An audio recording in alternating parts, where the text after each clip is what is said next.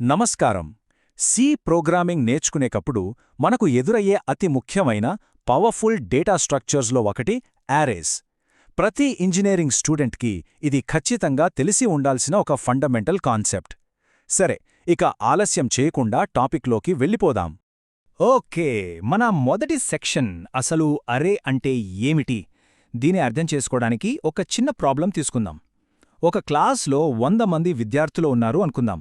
వాళ్ల మార్కులను మనం ప్రోగ్రాంలో సమర్థవంతంగా ఎలా స్టోర్ చేయగలం? మనం ప్రతి విద్యార్థి కోసం x1, x2, x3 ఇలా 100 వేర్వేరు వేరియబుల్స్ని డిక్లేర్ చేయొచ్చు. కానీ ఒక్కసారి ఆలోచించండి, అలా 100 వేరియబుల్స్ని మేనేజ్ చేయడం ఎంత గజిబిజిగా, ఎంత కష్టంగా ఉంటుందో. ఇది అస్సలు మంచి పద్ధతి కాదు. మరి దీనికొక మంచి పరిష్కారం లేదా? ఉంది. చక్కటి పరిష్కారమే అరే. సింపుల్గా చెప్పాలంటే అరే అంటే ఒకే డేటా టైప్కి చెందిన ఎలిమెంట్స్ యొక్క కలెక్షన్. ఇక్కడ మనం గుర్తుంచుకోవాల్సిన ముఖ్యమైన విషయం ఏంటంటే, ఈ ఎలిమెంట్స్ అన్నీ మెమరీలో ఒకదాని పక్కన ఒకటి, అంటే కంటిగ్యువస్ మెమరీ లొకేషన్స్లో స్టోర్ అవుతాయి. ప్రతి ఎలిమెంట్ని మనం ఒక యూనిక్ ఇంటిజర్ ఇండెక్స్ ఉపయోగించి యాక్సెస్ చేయొచ్చు. ఈ ఇండెక్స్ ఎప్పుడూ 0 నుంచే మొదలవుతుంది. సరే, మరి ఇండెక్స్ అంటే ఏమిటి? ఒక ట్రైన్ని ఊహించుకోండి. ట్రైన్లో ప్రతి కోచ్కి ఒక నంబరుంటుంది కదా. ఆ నంబర్తో మనకు కావాల్సిన కోచ్కి నేరుగా వెళ్ళగలం. అలాగే యారేలో ఉన్న ప్రతి ఎలిమెంట్కి ఒక యునీక్ నంబరుంటుంది. దాన్నే మనం ఇండెక్స్ అంటాం. ఈ ఇండెక్స్ ఎప్పుడూ 0 నుంచి మొదలవుతుంది. ఈ నంబర్తో మనం ఏ ఎలిమెంట్నైనా డైరెక్ట్గా యాక్సెస్ చేయొచ్చు. థియరీ బానే ఉంది. ఇప్పుడు ఒక సింపుల్ 1 డైమెన్షనల్ అరేని ప్రాక్టికల్గా ఎలా ఉపయోగించాలో చూద్దాం. ఈ సెక్షన్లో మనం డిక్లరేషన్, ఇనీషియలైజేషన్ మరియు యాక్సెస్ అనే 3 విషయాల గురించి తెలుసుకుంటాం.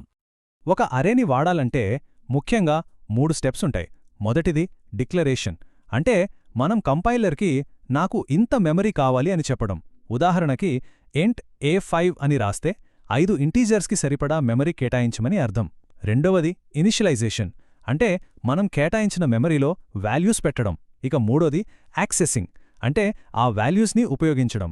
ఎప్పుడు గుర్తుంచుకోండి, మొదటి ఎలిమెంట్ ఎప్పుడు A0 అవుతుంది, అలాగే చివరి ఎలిమెంట్ A(n-1) అవుతుంది. ఇప్పటిదాకా మనం చూసింది ఒకే వరుసలో, అంటే ఒక లిస్ట్ లాగా ఉన్న డేటా. కానీ డేటా ఎప్పుడూ అలా సింపుల్గా ఉండదు కదా.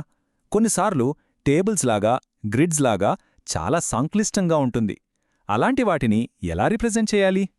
అక్కడే మనకు మల్టీ డైమెన్షనల్ ఎరేస్ ఉపయోగపడతాయి. ఎరేస్కి ఒకటి కంటే ఎక్కువ డైమెన్షన్స్ ఉండొచ్చు. 1D ఎరే అంటే ఒక సరళ రేఖ లాంటిది. 2D ఎరే అంటే ఒక ప్లేన్, అంటే ఒక పేపర్ లేదా టేబుల్ లాంటిది. ఇక 3D ఎరే అంటే ఒక క్యూబ్ లాంటిది. మనమిప్పుడు 2D ఎరేస్ గురించి కొంచెం వివరంగా చూద్దాం.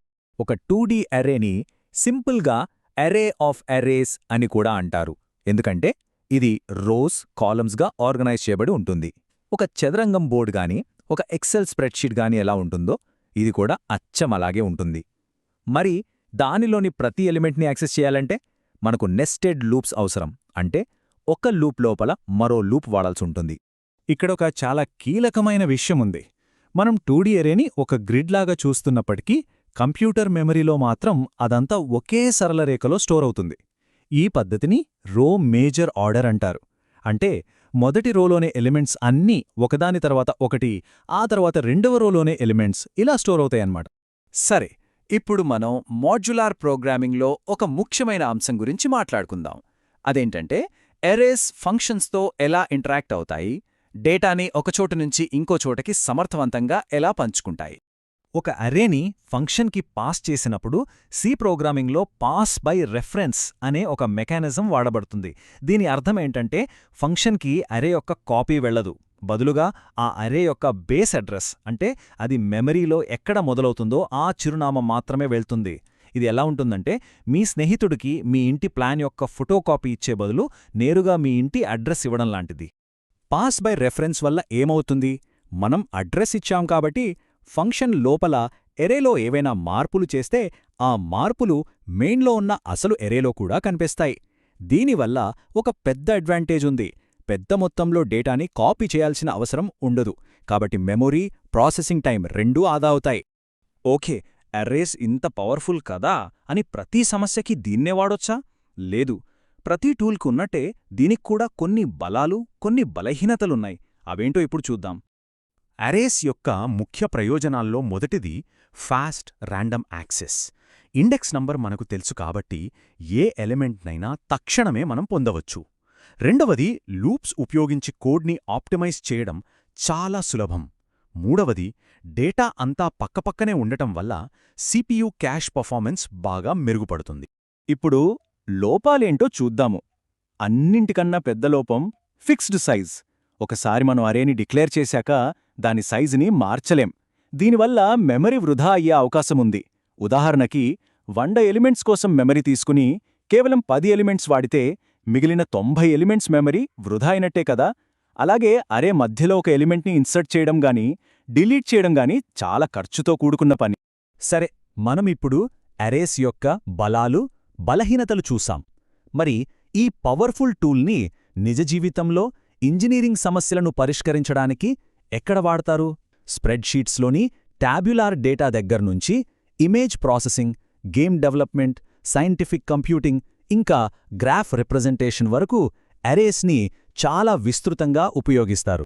ఉదాహరణకి మనం చూసే ఒక గ్రే స్కేల్ ఇమేజ్ ఉంది కదా, అది నిజానికి పిక్సెల్ ఇంటెన్సిటీస్ని సూచించే ఒక 2D అరే తప్ప మరేమీ కాదు.